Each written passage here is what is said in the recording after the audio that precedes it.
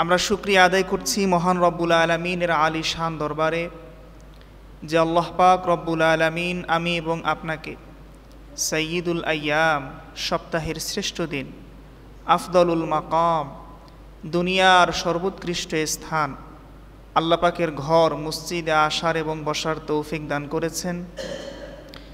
জুমার সলাতের পূর্বে কিছুদিন নসিহা শোনবার জন্যে আল্লাহ পাক রব্বুল আলামিন আমি এবং আপনাকে সুযোগ করে দিয়েছেন। সেজন্য আমি, আপনি, আমরা সকলেই সেই মহান মালিকের দরবারে হৃদয়ের সবটুকুন আবেগ এবং অনুভূতিকে উজাড় করে দিয়ে শরীরের সবটুকুন শক্তি ব্যয় করে উচ্ছ্বসিত কণ্ঠে খুশি মনে আল্লাহ পাক রব্বুল আলামিনের শিখানো ভাষায় কালিমাতুশ শুকর পাঠ করছি। সকলেই জবান ছেড়ে দিয়ে পড়ুন আলহামদুলিল্লাহ। দরুদ ও সালাম পেশ করছি আল্লাহ পাক রব্বুল আলামিনের সৃষ্টির প্রধান আকর্ষণ, সমস্ত নবী রাসূলগণের মাথার মুকুট, বিশ্বমানবতার মুক্তির দূত, বিশ্বমানবতার সভাপতি হযরত মুহাম্মদ মুস্তাফা পড়ুন সাল্লাল্লাহু আলাইহি ওয়াসাল্লামের উপরে।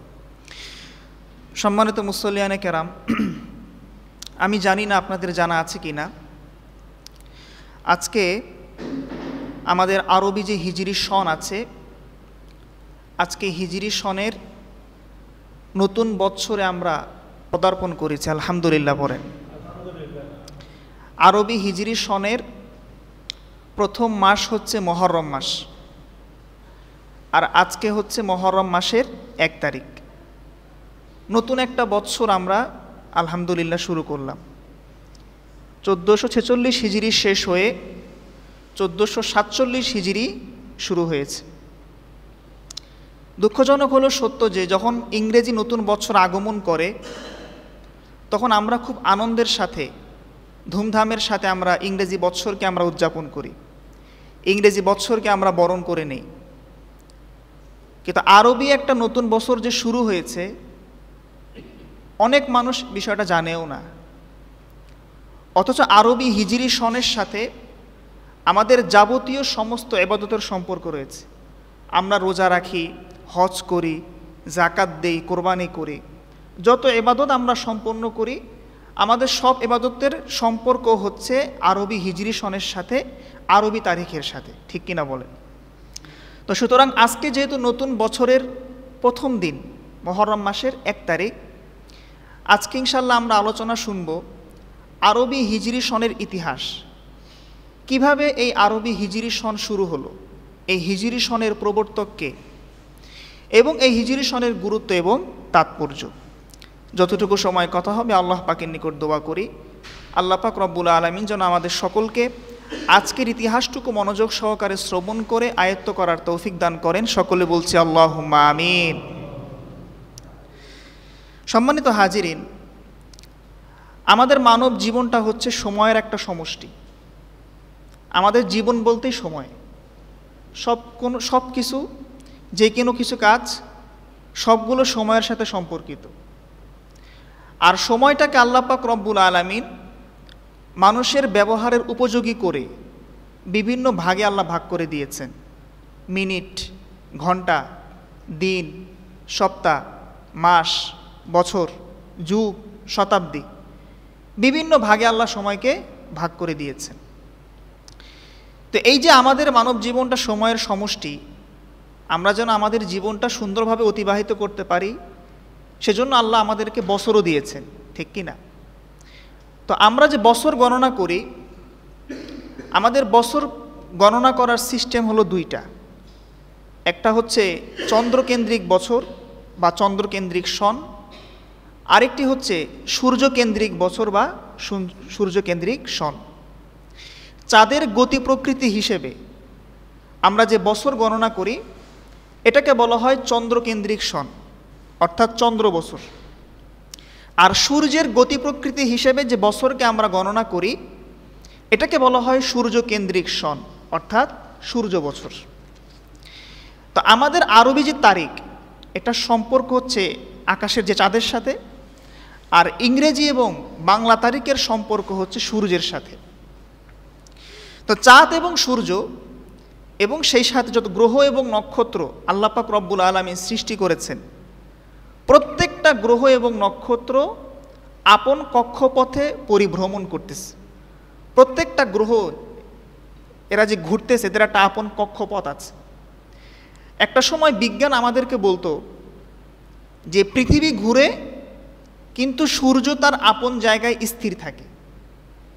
এটা বোঝানোর জন্য আমরা যখন ছোটবেলায় স্কুলে পড়ি তখন আমাদেরকে শিক্ষকরা বোঝাতো এভাবে যে এক পাশে একটা মোমবাতি রাখতো, আরেক পাশে একটা ভূগোল রাখতো। দেখছেন হয়তো পৃথিবীর মতো ভূগোল। এই মোমবাতিটাকে আমাদের শিক্ষক জ্বালাতো আর ভূগোলটাকে হাত দিয়ে ঘোরাতো আর বোঝাতো যে দেখো যে পৃথিবী ঘুরতেছে আর মোমবাতিটা হলো সূর্য, সূর্য আপন জায়গায় স্থির আছে।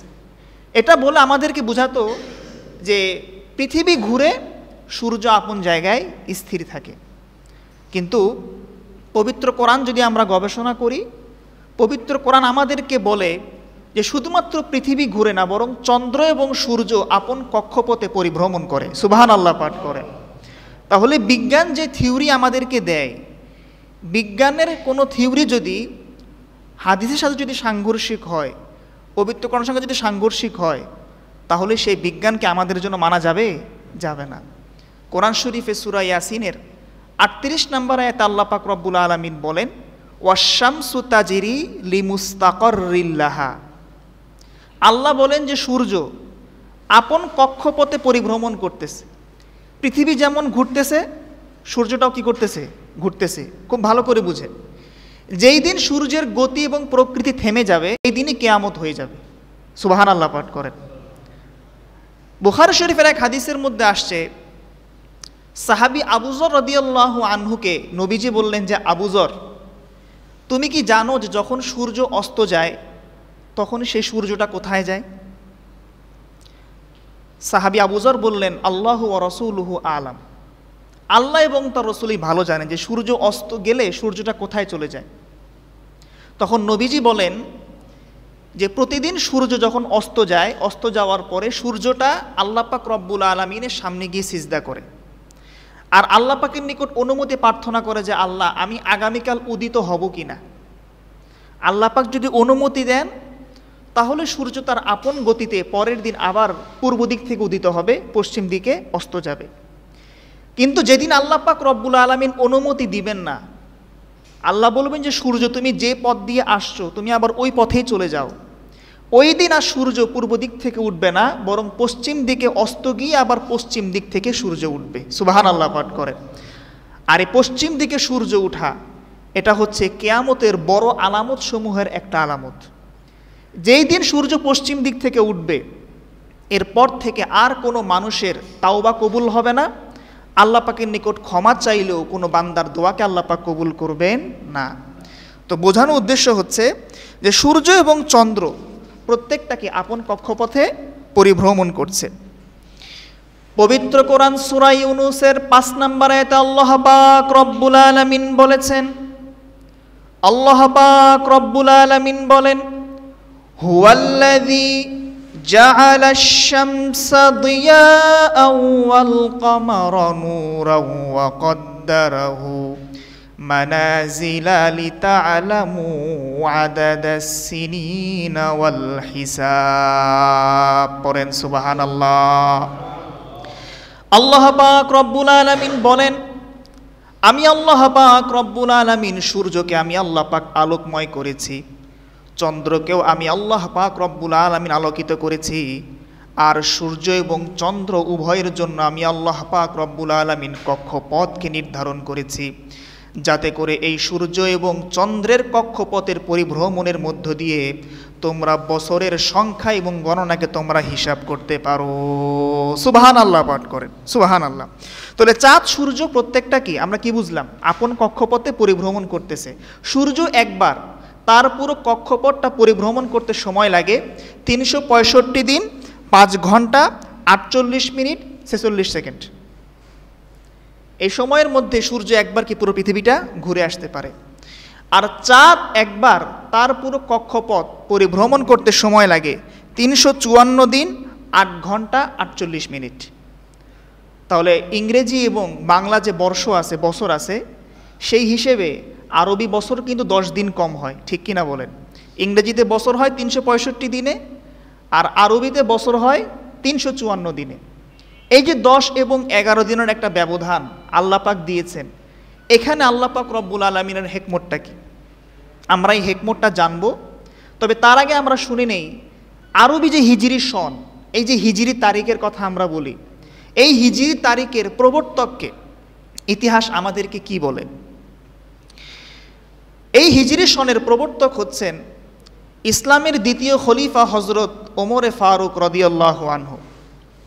16 হিজরি সনে তৎকালীন ওমরে ফারুক রাদিয়াল্লাহু আনহু তিনি যখন খেলাফতের মসনদে আসীন ছিলেন, কুফা এবং ইরাকের গভর্নর ছিলেন হজরত আবু মুসা আশআরি রাদিয়াল্লাহু আনহু। আবু মুসা আশআরির কাছে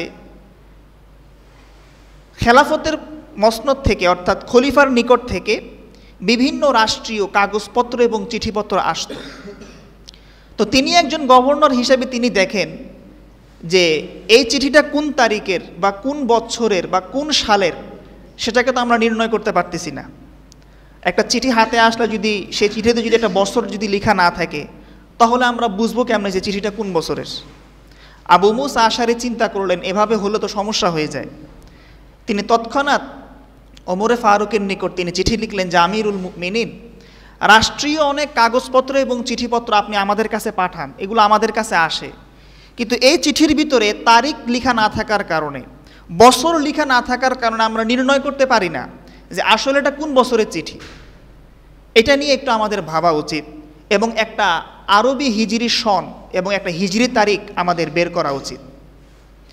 ওমরে ফারুক রাদিয়াল্লাহু আনহু তিনি এই প্রস্তাবটা শোনার পরে তিনি ভাবলেন যে হ্যাঁ, কথা তো ঠিক, অনেক কাগজপত্র আমার কাছেও আছে রাষ্ট্রীয়, এটা কোন বছরের কাগজ আর কোন তারিখের কাগজ সেটা তো আমিও জানি না। ওমরে ফারুক রাদিয়াল্লাহু আনহু তিনি জরুরি ভিত্তিতে বড় বড় সাহাবায়ে কেরামকে সাথে নিয়ে, হজরত ওসমান, হজরত আলী সহ আরও যারা সাহাবায়ে কেরাম ছিল, তিনি সবাইকে সাথে নিয়ে তিনি একটা জরুরি পরামর্শ সভার আয়োজন করলেন এবং তিনি সেখানে উপস্থাপন করলেন যে রাষ্ট্রীয় অনেক কাগজপত্র আমরা বিভিন্ন জায়গাতে পাঠাই, আমার কাছে অনেক কাগজপত্র আসে, কিন্তু কোনটা কোন তারিখের আর কোন বছর এটাকে আমরা নির্ণয় করতে পারি না। সুতরাং এটাকে নির্ণয় করার জন্য আমাদের একটা আরবি তারিখের, একটা আরবি বৎসরের একটা প্রয়োজন আছে। সুতরাং আপনারা সকলেই পরামর্শ দেন যে আমরা কি করতে পারি। সকল সাহাবায়ে কেরাম পরামর্শ দিলেন যে হ্যাঁ, একটা আরবি বৎসর আমাদের মুসলমানদের জন্য কি আছে, প্রয়োজন আছে। এখন আমরা যে আরবি বৎসর আমরা যে গণনা করা শুরু করব, কোন দিন থেকে আমরা গণনা করা শুরু করব, এই প্রসঙ্গে সাহাবায়ে কেরাম তারা অনেকগুলো মতামত পেশ করলেন। তোর মধ্যে 4টা মতামত ইতিহাসের কিতাবে আসছে। 1 নম্বর মতামতটা আসছে যেদিন নবীজি জন্মগ্রহণ করেছেন সেই দিন থেকে বছর গণনা করা শুরু করলে ভালো হয়। আর কোনো সাহাবায়ে কেরাম বললেন যেদিন নবীজি মৃত্যুবরণ করেছেন সেই দিন থেকে বছর গণনা করা শুরু করলে ভালো হয়। আর কোনো সাহাবায়ে কেরাম বললেন যেদিন নবীজি নবুয়ত পেয়েছেন সেদিন থেকে বছর গণনা করা শুরু করলে ভালো হয়। আর কেউ বললেন যে না, যেদিন নবীজি হিজরত করেছেন, মক্কা থেকে মদিনায় চলে গিয়েছেন, সেদিন থেকে বছর গণনা করা শুরু করলে ভালো হয়। এ সবগুলো মতামত যখন সাহাবায়ে কেরামের সামনে পেশ করা হলো, এবার সাহাবায়ে কেরাম তারা অ্যানালাইসিস করা শুরু করলেন যে কোন দিন থেকে বছর আমরা গণনা শুরু করতে পারি। আমি কিন্তু আপনাদেরকে আরবি হিজরি বৎসরের ইতিহাস বলতেছি, আপনারা কোন জগতে আছেন আমি জানি না, এখনও মনোযোগ দেন, বিষয়টা বুঝবেন। প্রথম যে মতামতটা আসছিল নবীজির জন্মের দিন থেকে আমরা তারিখ গণনা করা শুরু করব বছর, ওমরে ফারুক বললেন যে না, এটা হয় না। কারণটা কি? কারণ হচ্ছে যে নবীজির জন্ম তারিখ নিয়ে মতভেদ আছে। কেউ বলেছেন নবীজি জন্মগ্রহণ করেছেন রবিউল আউয়াল মাসের 1 তারিখ, কেউ বলেছেন রবিউল আউয়াল মাসের 9 তারিখ, কেউ বলেছেন রবিউল আউয়াল মাসের 12 তারিখ, যেটা আমাদের মধ্যে প্রসিদ্ধ, আর কেউ বলেছেন রবিউল আউয়াল মাসের 17 তারিখ। তো যেখানে নবীজির জন্ম তারিখ নিয়ে মতভেদ আছে, আমরা এই মতভেদপূর্ণ দিন থেকে বছর গণনা করা শুরু করতে পারি না। আর কেউ বলেছেন যে না, নবীজির জন্মের দিন থেকে আমরা বছর গণনা করা শুরু করব না, কারণ খ্রিস্টানরা তারা ইংরেজি বৎসরকে গণনা করা শুরু করেছে ঈসা আলাইহিস সালামের জন্মের দিন থেকে। আর নবীজি আমাদেরকে বলেছেন আমাদের কোনো কাজ সেটা যেন ইহুদিদের সাথে সাদৃশ্য না হয়, সেটা যেন খ্রিস্টানদের সাথে মিলে না যায়। সুতরাং আমরাও যদি নবীজির জন্মের দিন থেকে যদি বছর গণনা করা শুরু করি, তাহলে আমাদের সাথে খ্রিস্টানদের সাথে মিল হয়ে যায়, এটা আমরা করতে পারবো না। একটা মতামত বাদ। আরেকটা মতামত আসছিল যে নবীজির মৃত্যুর দিন থেকে তাহলে বছর গণনা করা শুরু করি। এখন সাহাবায়ে কেরাম বললেন যে মৃত্যুর দিনটা হলো শোকের দিন, কি বলেন? এই দিনে মানুষ একটু শোকাহত থাকে, একটু চোখ বেয়ে পানি পড়ে, একটু অশ্রু প্রবাহিত হয়। এই দিন থেকে বছর গণনা করা শুরু করলে কেমন হয়, সেটাও বাদ। আর কেউ বলেন নবীজি যেদিন নবুয়ত লাভ করেছেন আমরা সেদিন থেকে বছর গণনা করা শুরু করি। এখন নবীজি নবুয়ত পেয়েছেন কি 40 বছর বয়সে, নাকি 40 বছর বয়সের আরও কিছু দিন পরে, এটা নিয়েও একটা মতভেদ ইতিহাসের ভিতরে আছে। সে মতামতটাকে বাদ দেয়া হলো। সর্বশেষ গৃহীত হলো যেদিন আল্লাহর নবী হিজরত করেছেন ওই দিন থেকে আমরা বছর গণনা করা শুরু করব। সুবহানাল্লাহ পাঠ করেন। এখন বলতে পারেন যে কেন হিজরতের সময় থেকে বছর গণনা করার কারণটা কি? এর কারণ হচ্ছে হিজরতের আগে মুসলমানরা ছিল পরাধীন, আর হিজরতের পরে যখন মুসলমানরা মদিনায় গিয়েছে মুসলমানরা স্বাধীন হয়ে গিয়েছে। হিজরতের আগে মুসলমানরা প্রকাশ্যে নামাজ পড়তে পারতো না, রোজা রাখতে পারতো না, কিন্তু হিজরতের পরে যখন তারা মদিনায় গেলেন সেখান থেকে তারা ইসলামের প্রত্যেকটা বিধানকে তারা প্রকাশ্যে পালন করা শুরু করেছেন। সুবহানাল্লাহ পাঠ করেন। এবং এই হিজরতের মধ্য দিয়ে আল ফারকু বাইনাল হাক্কি ওয়াল বাতিল, হক এবং বাতিলের মাঝখানে পার্থক্যটা সুস্পষ্ট হয়ে গিয়েছে। যারা হকের পক্ষে ছিল তারা নবীর সাথে হিজরত করে মদিনায় গিয়েছে, আর যারা বাতিলের পক্ষে ছিল, কাফেরদের পক্ষে ছিল, তারা মক্কাতে রয়ে গিয়েছে। যেহেতু হিজরত এটা আমার নবীজির জীবনের একটা গুরুত্বপূর্ণ অধ্যায়, সকল সাহাবায়ে কেরাম ঐক্যমত পোষণ করলেন যে আমরা নবীজির হিজরতের বছর থেকেই আমরা সাল গণনা করা শুরু করব। সুবহানাল্লাহ পাঠ করেন।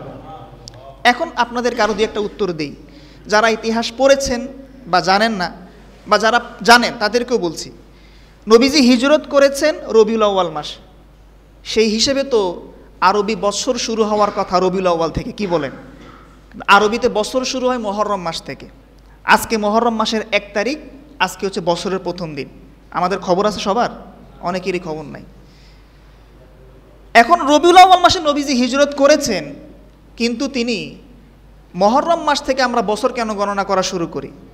এর উত্তর হচ্ছে যদিও বা নবীজি হিজরত করেছেন রবিউল আউয়াল মাসে, কিন্তু হিজরতের ইচ্ছা পোষণ করেছেন মুহররম মাস থেকে। এই জন্য মুহররম মাস থেকে কি বছর গণনা করা শুরু হয়েছে। কথা কি বুঝে আসছে? তো এভাবেই মূলত আরবি হিজরি সনটা ওমরে ফারুক রাদিয়াল্লাহু আনহু তিনি সাহাবায়ে কেরামকে নিয়ে শুরু করলেন। এবং আরবি যে 12 মাস আছে আগে থেকেই ছিল। 12 মাসের নাম কি আপনাদের মুখস্থ আছে? অনেকের আছে নাকি নাই বলেন? অনেকেরই নাই। মুহররম মাস, সফর মাস, রবিউল আউয়াল, রবিউল উখরা, জুমাদাল উলা, জুমাদাল উখরা, রজব, শাবান, রমজান, শাওয়াল, জিলকদা, জিলহজ্জা। মোট কয় মাস? 14 মাস, 12 মাস। প্রত্যেকটা এই যে মাসগুলো আছে প্রত্যেকটা মাসের নামকরণের পিছনেও কিন্তু কারণ আছে। 1 নম্বর আপনি দেখেন মুহররম মাস। মুহররম শব্দের অর্থ হচ্ছে সম্মানিত। যেহেতু এই মাসটাকে আরবের মানুষরা সম্মান করত, তারা এই মাসের সম্মানার্থে কোনো প্রকার যুদ্ধ বিদ্রোহ করতো না, এই জন্য এই মাসটিকে বলা হয় মুহররম মাস। 2 নম্বর মাস হচ্ছে সফর মাস। সফর শব্দের অর্থ হচ্ছে খালি হওয়া। যেহেতু এই মাসে মানুষ যুদ্ধের জন্য ঘর থেকে বের হয়ে যেত, ঘরগুলো খালি হয়ে যেত, এই জন্য এই মাসটিকে বলা হয় সফর মাস। 3 নম্বর এবং 4 নম্বর মাস হচ্ছে রবিউল আউয়াল, রবিউল উখরা। রবি শব্দের অর্থ হচ্ছে বসন্তকাল। এই 2 মাস যেহেতু বসন্তকাল থাকতো, বসন্তের শুরু এবং বসন্তের শেষ, এই জন্য 2 মাসকে বলা হয় রবিউল আউয়াল এবং রবিউল উখরা। 5 নম্বর এবং 6 নম্বর মাস হচ্ছে জুমাদাল উলা, জুমাদাল উখরা। জুমাদ শব্দের অর্থ হচ্ছে জমে যাওয়া। যেহেতু এই মাসে প্রচণ্ড শীতের কারণে বরফ জমতো, এই জন্য এই 2 মাসকে বলা হয় জুমাদাল উলা, জুমাদাল উখরা। এরপরে 7 নম্বর মাস হচ্ছে রজব মাস। রজব শব্দের অর্থ হচ্ছে সম্মান করা। যেহেতু এই মাসকেও আরবের মানুষরা সম্মান করত, যুদ্ধ বিদ্রোহ করতো না, এই জন্য এই মাসটিকে বলা হয় রজব মাস। এরপরে 8 নম্বর মাস হচ্ছে আপনার শাবান মাস। শাবান শব্দের অর্থ হচ্ছে বিভক্ত হয়ে যাওয়া। যেহেতু এই মাসে আরবের মানুষরা বিভিন্ন ভাগে বিভক্ত হয়ে তারা বিভিন্ন দিকে সফর করত, এই জন্য এই মাসটিকে বলা হতো শাবান মাস। এর পরবর্তী 9 নম্বর মাস হচ্ছে রমজান মাস। রমজান শব্দের অর্থ হচ্ছে দগ্ধ করা, জ্বালিয়ে দেয়া, পুড়িয়ে দেয়া, ছাই করে দেয়া। যেহেতু রমজান মাসে আল্লাহ পাক বান্দার গুনাহগুলোকে জ্বলে পুড়ে ছাই করে দেয়, এই জন্য মাসটিকে বলা হয় রমজান মাস। এরপরে আপনার 10 নম্বর মাস হচ্ছে শাওয়াল মাস। শাওয়াল শব্দের অর্থ হচ্ছে কমে যাওয়া। যেহেতু এই মাসে আরবের মানুষদের উটের দুধ কমে যেত, এই জন্য মাসটিকে বলা হয় শাওয়াল মাস। এরপরে 11 নম্বর মাস হচ্ছে জিলকদ মাস। কদা শব্দের অর্থ হচ্ছে বসে থাকা। যেহেতু এই মাসে আরবের মানুষেরা যুদ্ধ না করে ঘরে বসে থাকতো, এই জন্য মাসটিকে বলা হয় জিলকদা মাস। সর্বশেষ 12 নম্বর মাস হচ্ছে জিলহজ মাস। জিলহজ মাস শব্দের অর্থ হচ্ছে হজওয়ালা। যেহেতু এই মাসে বিভিন্ন দেশ থেকে আরবের মক্কাতে মানুষ হজ করতে আসতো, এই জন্য এই মাসটিকে বলা হয় জিলহজ মাস। সুবহানাল্লাহ পাঠ করে। বুঝতে পারছেন? প্রত্যেকটা মাস নামকরণের কি আছে ভাই? কারণ আছে।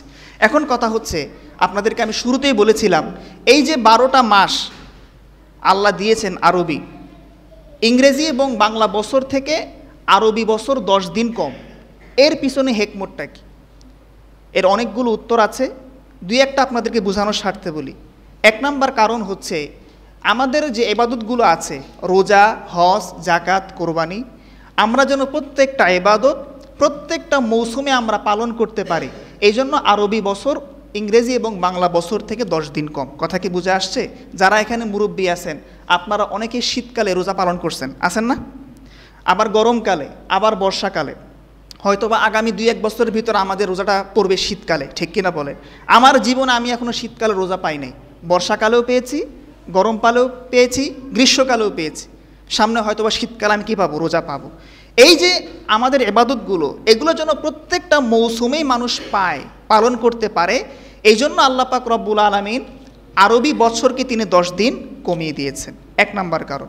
2 নম্বর কারণ হচ্ছে, আপনি দেখেন এখন আধুনিক যুগ, আমরা আবহাওয়ার খবর নিতে পারি, রাডার আছে, ইন্টারনেট আছে, আমরা বুঝতে পারি আজকে কয় তারিখ, কালকে কয় তারিখ। কিন্তু আরবি যে তারিখটা আছে, এটা সম্পর্ক হচ্ছে আকাশের চন্দ্রের সাথে। যে সমস্ত এলাকায় ইন্টারনেট সেবা নাই, মানুষ আবহাওয়ার খবর রাখতে জানে না, কোনো রাডার নাই, পাহাড়ি অঞ্চলের মানুষ অথবা গ্রাম্য মানুষ, একসময় তো এরকমটাই ছিল, আরবের মরুভূমিতে মানুষ বসবাস করত, কোনো মোবাইল নাই, কিচ্ছু নাই, আকাশের চাঁদ দেখে মানুষ তারিখ গণনা করত, ঠিক কিনা বলেন? আপনারা দেখবেন যে আরবি প্রথম মাসের বা প্রথম যে তারিখের চাঁদটা একদম চিকন হয়ে উঠে, আবার এই চাঁদটা আস্তে আস্তে বড় হয়, আবার আস্তে আস্তে কি হয়? ছোট হয়। এই চাঁদ দেখে মানুষের জন্য তারিখ গণনা করাটা কি হয়? সহজ হয়। এই জন্য কি আরবি তারিখটা আমাদের জন্য প্রয়োজন। এখন এই তারিখটা এমন একটা তারিখ, আমরা মুসলমান হয়েও আমাদের কাছে আরবি তারিখটা অবহেলিত একটা তারিখ, ঠিক কিনা বলেন? একটা সমাজে এবং একটা এলাকার মানুষকে আপনি যদি জিজ্ঞাসা করেন আজকে আরবি কয় তারিখ, অনেক মানুষই বলতে পারবে না, ঠিক কিনা বলেন? আজকে বলেন তো আরবি কয় তারিখ? কয়জন বলছেন? আপনি হিসাব করেন। 1 তারিখ। তাও যারা মোবাইল ইউজ করেন, হয়তো আজকে সকালে দেখে আসছেন, যদি হুজুর জিজ্ঞেস করে আবার। আরবি তারিখ জানার হুকুম হচ্ছে ফরজে কেফায়া, মানে যেটা যদি কোনো এলাকার কোনো মানুষ আরবি তারিখ যদি না জানে, ওই এলাকার প্রত্যেকটা মানুষ গুনাহগার হবে। নাউজুবিল্লাহ পড়েন। আজকে তো 1 তারিখ সবার মনে আছে, আমি জিজ্ঞেস করব না আগামী 2 মাস পরে কয় তারিখ, দেখবেন কেউ বলতে পারবে না। এই মহররমের 1 তারিখ, আশুরার 10 তারিখ, রবিউল আউয়াল মাসের 12 তারিখ, আর রমজান মাসের 30 তারিখ, এইটা হয়তো বা আমাদের একটু চর্চা হয় দেখে আমরা জানি। আর বাকি যে তারিখগুলো আছে আমরা অধিকাংশ মানুষ কী করি না? জানি না। কিন্তু আমাদের মুসলমান হিসেবে আমাদের উচিত যে আমাদের যে সংস্কৃতি, আমাদের ইবাদত যেগুলো আরবি তারিখের সাথে সম্পর্কিত, সেগুলো আমাদের মনে রাখা, ঠিক কিনা বলেন?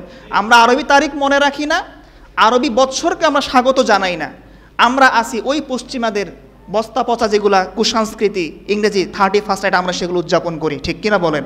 ভাই আমরা মুসলমান হিসেবে আমাদের সংস্কৃতি থেকে আমরা অনেক দূরে, আমরা নামাজ থেকে অনেক দূরে। তো পৃথিবীতে কি আমরা মুসলমানরা মাই না খেয়ে অন্য কেউ খাবে? বলেন বলেন। আজকে যে আপনারা বলেন যে ইরানের মুসলমানরা অনেক শক্তিশালী, সারা পৃথিবীকে বৃদ্ধাঙ্গুলি দেখিয়ে আজকে আমেরিকাকে তারা আজকে বৃদ্ধাঙ্গুলি দেখাইছে, ঠিক কিনা? আমেরিকাকে তারা পরোয়া করে নাই, হুমকি ধামকি সব বাদ দিয়ে তারা যুদ্ধের ময়দানে অটল ছিল। ইরানের মুসলমানদের ইমানি চেতনা আর বাংলাদেশের মানুষের ইমানি চেতনা আপনি যদি একসঙ্গে যদি একসাথে করেন, আপনার মনে হবে যে আমরা বাংলাদেশের মুসলমানই না, ঠিক কিনা বলেন? ওদের দেশে একটা বোমা পড়লে ওরা সেখানে স্থির থাকে যে বাঁচলে গাজী, মরলে কি শহীদ। আর আমাদের একটা যদি বোমা পড়ে এখানে, কেউ দিনাজপুর, কেউ হজরতপুর, কেউ চাঁদপুর, যে যেদিক পারেন দৌড়াই পালাবেন, ঠিক কিনা বলেন? এটা ইমান হইল বলেন? সুতরাং প্রিয় ভাইরা আমার, তারা যে ইসলামী সংস্কৃতিকে ধরে রাখছে, তাদের ইমানি শক্তির কারণে আজকে তারা আমেরিকাকে বৃদ্ধাঙ্গুলি দেখাইতে পারছে, ঠিক কিনা বলেন? সুতরাং আমাদেরও উচিত যে মুসলমান হিসাবে আমাদের সংস্কৃতিকে আঁকড়ে ধরা। ধরবেন তো ইনশাআল্লাহ? 1 বছর অতিবাহিত হয়ে গেল, সর্বশেষ 2-1টা কথা বলে শেষ করছি। বছর অতিবাহিত হয়ে গিয়েছে মানে কি আপনার জীবন আর হায়াতটা আরও বেড়ে গিয়েছে নাকি? মানুষের হায়াত কমে, মানুষের হায়াত কখনো বাড়ে না। এই জন্য আল্লাহ বলেছেন ইকতারাবা লিন্নাসি হিসাবুহুম অহুম ফি গফলাতিম মুরিদুন। মানুষের হিসাবের সময় নিকটবর্তী হয়ে গিয়েছে, কিন্তু মানুষ এখন উদাসীনতার মধ্যে রয়েছে, ঠিক কিনা বলেন? আল্লাহ বলেন আমানুত্তাকুল্লাহ ওয়াল তানজুর নাফসুম মা কদ্দামাত লিগাদি ওয়াত্তাকুল্লাহ। তোমরা আল্লাহকে ভয় করো আর তোমরা চিন্তা করো যে তোমরা আগামীকালের জন্য, কিয়ামতের দিনের জন্য তোমরা কি প্রেরণ করেছো, তুমি কি আমল করেছো, একটু তুমি নিজে চিন্তা করে দেখো। আল্লাহ নিজেই বলতেছে। তো সুতরাং আমাদের তো ভাই আমলের উন্নতি হয় না। আমি সর্বশেষ আপনাদেরকে দুইটা ছোট্ট আমলের কথা বলবো, যেহেতু নতুন বছরের আজকে প্রথম দিন। আপনি সারা বছর যা কিছুই করেন না কেন, এই ছোট্ট দুইটা আমল আপনি চাইলে সর্ব অবস্থা আপনি আমল করতে পারবেন, আপনার জন্য কঠিন হবে না। একটা আমল আপনাদেরকে আমি বলে দিই, সেটি হচ্ছে বুখারী শরীফের হাদিসে আসছে, নবীজি বলেন কালিমাতানে খাফিফাতানে আলাল লিসান সাকিলাতানে ফিল মিজান সুবহানাল্লাহি ওয়া বিহামদিহি সুবহানাল্লাহিল আযীম। নবীজি বলেন দুটি কালিমা এরকম যেটা পড়তে অনেক সহজ, কিন্তু হাসরের ময়দানে মিজানের পাল্লায় অনেক ভারী হবে। এই দুই কালিমা হচ্ছে সুবহানাল্লাহি ওয়া বিহামদিহি সুবহানাল্লাহিল আযীম। আমল করবেন ইনশাআল্লাহ। আরেকটা আমল বলে আলোচনা শেষ করতে, সেটি হচ্ছে নবীজি বলেছেন যে ব্যক্তি কিনা দৈনিক 100 বার সুবহানাল্লাহি ওয়া বিহামদিহি এই দোয়াটা পাঠ করবে, খুব ছোট্ট একটা দোয়া, সুবহানাল্লাহি ওয়া বিহামদিহি, যে ব্যক্তি দৈনিক 100 বার এই দোয়াটা পাঠ করবে, নবীজি বলেন গুফিরাত লাহু ওয়ালাউ কানাত মিথলু জাবাদিল বাহরে, তার গুনাহগুলিকে আল্লাহ পাক মাফ করে দিবেন, যদিও বা তার গুনাহগুলো সমুদ্রের ফেনা পরিমাণ হয়। সুবহানাল্লাহ পাঠ করেন। এই হাউজিংয়ের মাথার থেকে এখানে আসতে আসতে 100 বার আর বেশি হয়ে যায়, ঠিক কিনা বলেন? আমি রাস্তায় হাঁটতে মাঝে মধ্যে এগুলো পড়ি, মসজিদ থেকে আমার বাসা পৌঁছতে পৌঁছতে 100 বার হয়ে যায় সুবহানাল্লাহি ওয়া বিহামদিহি। যেহেতু নতুন বছর, আমাদের হায়াত কমেছে, আমরা মৃত্যুর সন্নিকটে চলে আসতেছি, আমরা মৃত্যু পথের যাত্রী। সুতরাং এই ক্ষুদ্র ক্ষুদ্র আমল করে একটু চেষ্টা করেন একটু আমলের পাল্লাটাকে ভারী করার জন্য। আল্লাহ পাক রব্বুল আলামিন আমাদেরকে নতুন বছরে আজকের প্রথম দিন থেকে আল্লাহ পাক রব্বুল আলামিনের দিকে প্রত্যাবর্তন করার, বেশি বেশি আমল করার, তার সন্তুষ্ট আল্লাহ পাক তৌফিক দান করুন। আমিন। আসসালামু আলাইকুম ওয়া রাহমাতুল্লাহি ওয়া বারাকাতুহু।